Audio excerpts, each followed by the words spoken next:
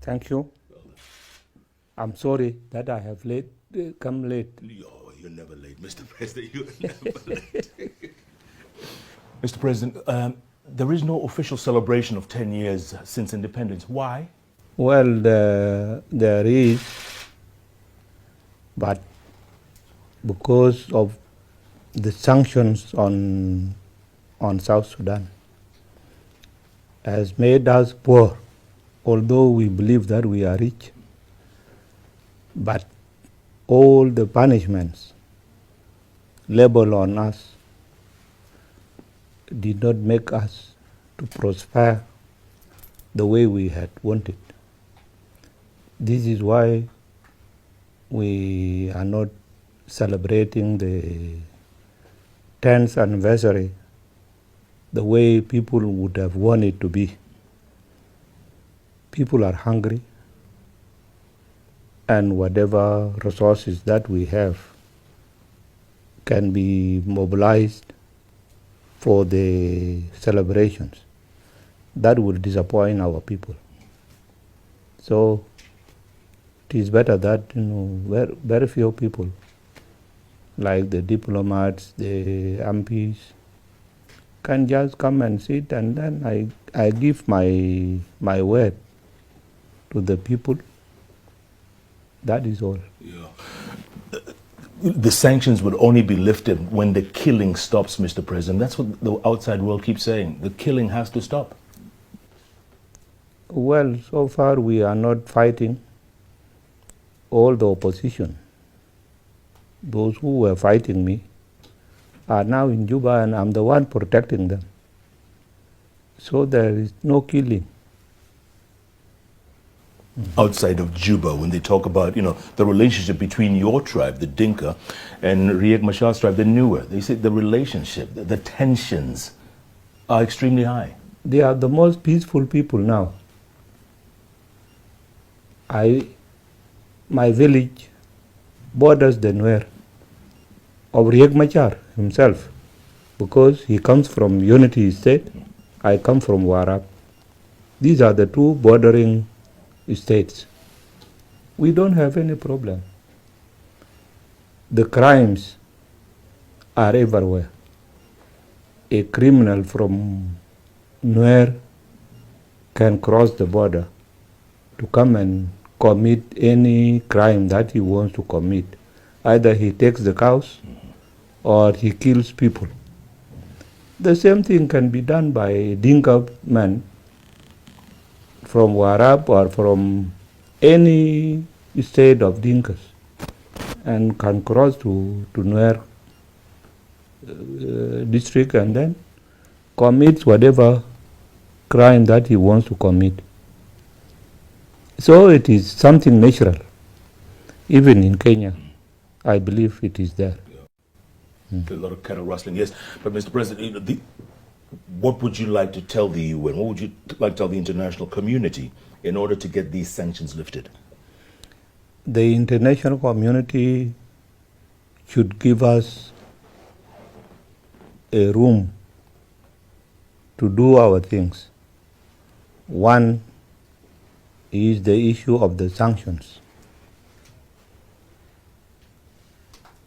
And then now they have added on it the arms embargo. Arms embargo have tied our hands because we are supposed to implement the agreement which we have signed. Now implementing the agreement, we ask them to lift the arms embargo so that we can buy arms for the people who are in the training centers to be graduated. I told even my colleagues in the region to plead to the UN Security Council to lift the arms embargo. Now they are telling me to implement the agreement. They implemented it implementation of the agreement cannot be complete without arming the unified forces. The unified forces are brought from all the groups that were fighting. Group of Riek Machar, group of Sawa, group of... Anyway, all these people are supposed to be armed.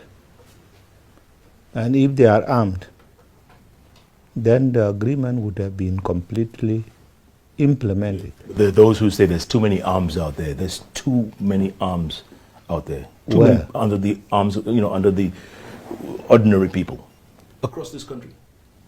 Well, can they go and disarm those people and bring me arms? Is it easy? No. These are the arms they bought. Somebody sacrificed his cows to buy a gun to come and protect himself with it. He cannot give it easily like that.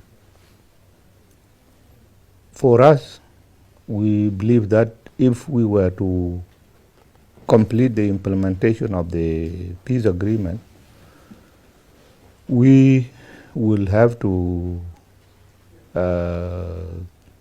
think of how to get arms out of the civil hands. And the only way to get them out is like buying them off from them. That to tell a person that if you give us your gun, you will be given this. This is not, for the first time. It seems a lot of frustration there, Mr. President. Yes. On your part. Yes. When you say your hands are tied, it feels like... Yes, not by the people. It is by the international community. This is why I have 5 vice presidents. Those who did not even fire a single bullet were brought in and said they are partners in the peace agreement. Mm-hmm. How does that make you feel? Well, what can I do? I just allow them to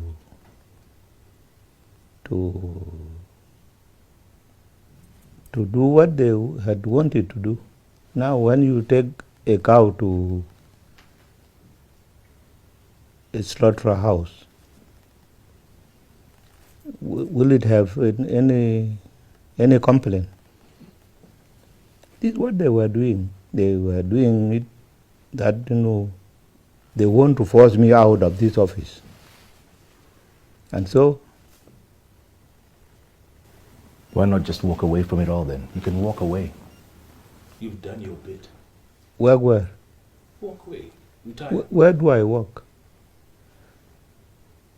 I walk home, where I sleep. That will not be a solution.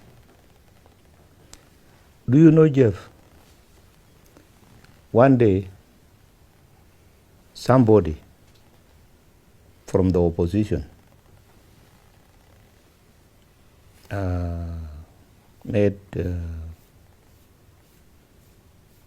released in the social media that I have died.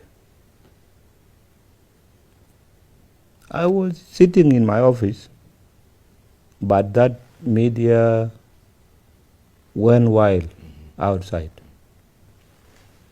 Do you know what happened?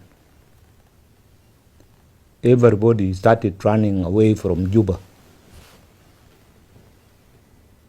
Because? Because I'm dead. I'm reported dead. People said, well, if he is dead, then there will be chaos in Juba, and nobody will tell people to stop killing. This is the only person who does not like killing a human being. So you're saying you are the only person who can keep peace in this place? No, other people can keep peace, but that moment I was central. I have to come out of my office and went in an open car to toward Juba so that I show myself. And I told people that I'm alive. So what would happen to South Sudan if you were not there? What would happen? Would it break up into pieces? I don't know. So far I'm still there.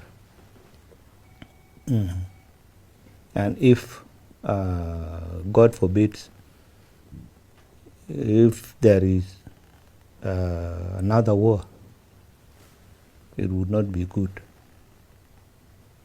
But I hope it doesn't happen. You say that almost like it's inevitable. It'll happen at some point. Is that your biggest fear? Well, there are people who are still bloodthirsty, who would want to see people dying in South Sudan.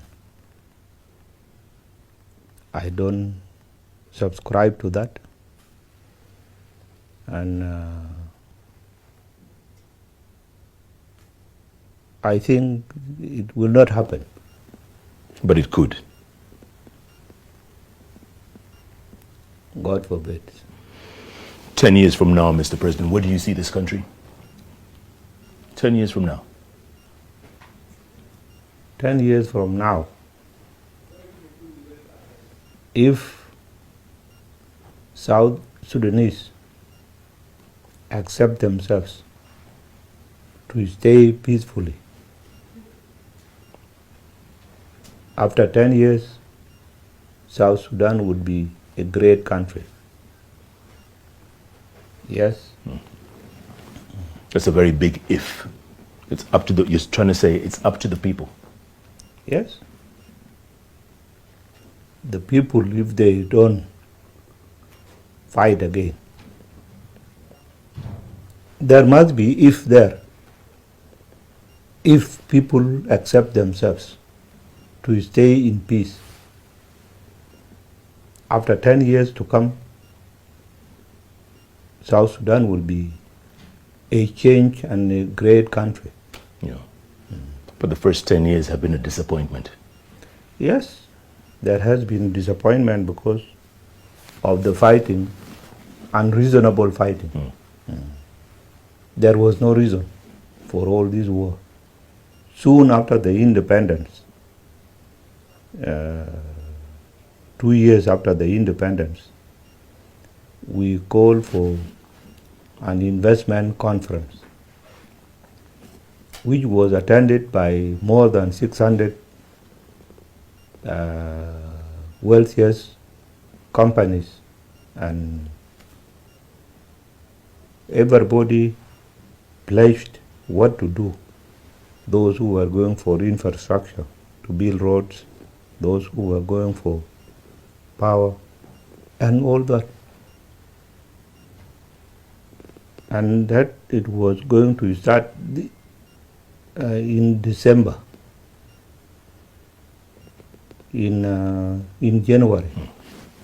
But soon in December, we had a coup. This is what brought us to this stage. Yeah, it boils down to your oil wealth, Mr. President. You know that. The oil has been more a curse than a blessing here. It has become a curse. It has become a curse because it is not only oil that we have. We have many other resources. Minerals are many. But there are people who think that it should be done under their leadership. The oil we are producing is not the capacity that we should produce per day or a month. Simply because We are restricted by Khartoum simply because the pipeline may not take the quantity that we want to pump out per day. Yeah. And what is the relationship with Khartoum? Pardon? What is the relationship with Khartoum? We are good. Our relations are good. Uganda. Uganda is very good with us. But you're disappointed with Kenya. They could have done more. Well, I'm not really disappointed because President Uhuru is leading his country and he thinks that by appeasing the rebels in my country, that may pay him back good.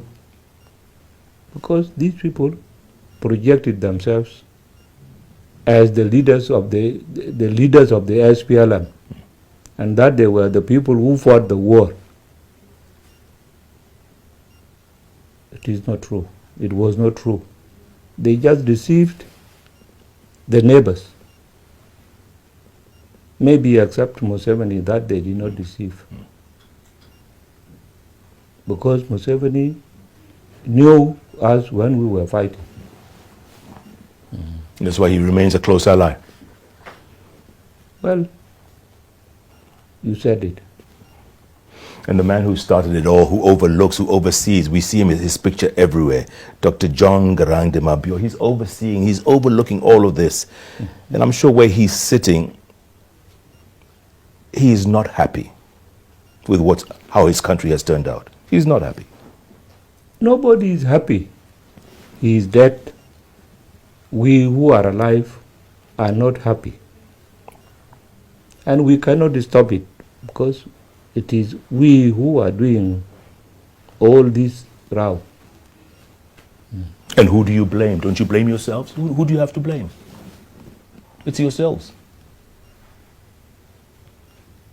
We will have to blame those who took the responsibility upon themselves to ignite this fire. Yes. And looking forward, looking ahead, Mr. President, what do you tell the people of South Sudan to give them hope? What do you tell the 10-year-olds who were born in the year of independence? What do you tell people out there who still cling on to a bit of hope? What do you tell them? Yes, I will tell people of South Sudan to hope for the best, because our plans to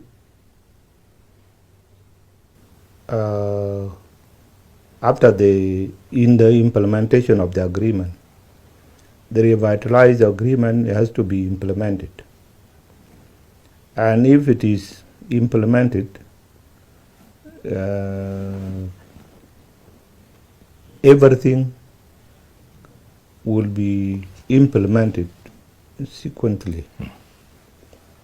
And if not? There is nothing impossible. The agreement will have to be implemented because this is the only hope of the people of South Sudan. If there is anybody who is against the implementation of the agreement, then people should ask that person.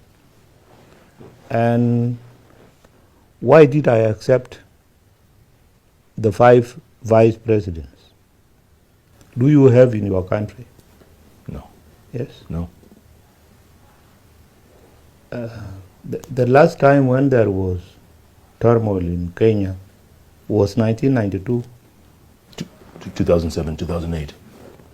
2007, 2008. Post-election.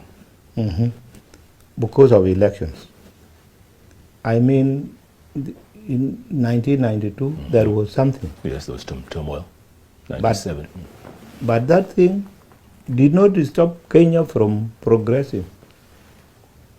Yes, these things are happening in South Sudan, but if people stop from I don't attack you, you don't attack me, you don't attack anybody. That thing will be history. Yeah. So what is it that's stopping? I mean, I don't understand this. What's stopping people from violence or from continuing the peace? What's stopping them? Is it greed? Is it corruption? What is it that stops people from implementing the peace?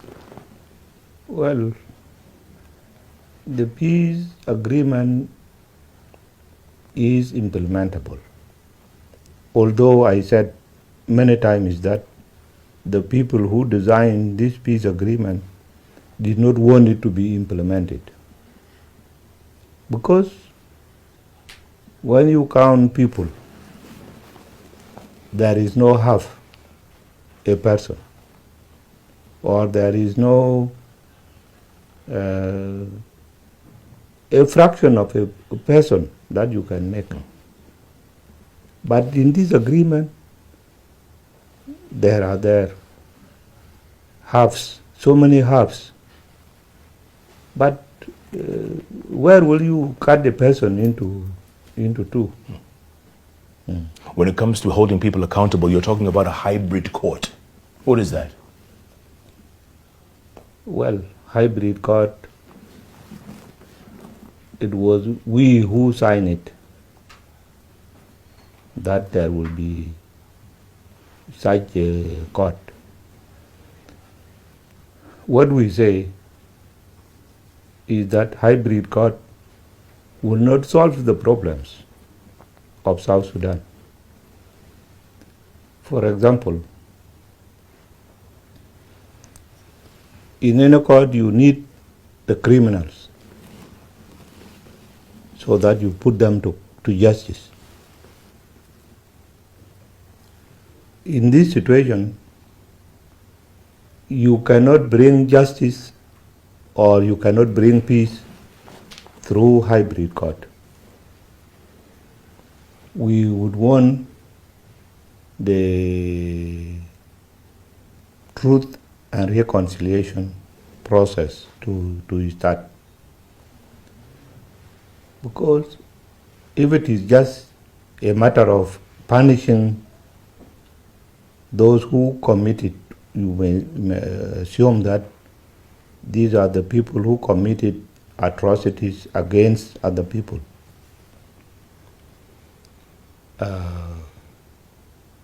First, those who might have done that may be found, may not be found, or they may be very strong and cannot, in any case, remain to wait for the trial. They may just pack and go back to the bush with their forces. This, for us, we think that the scenario of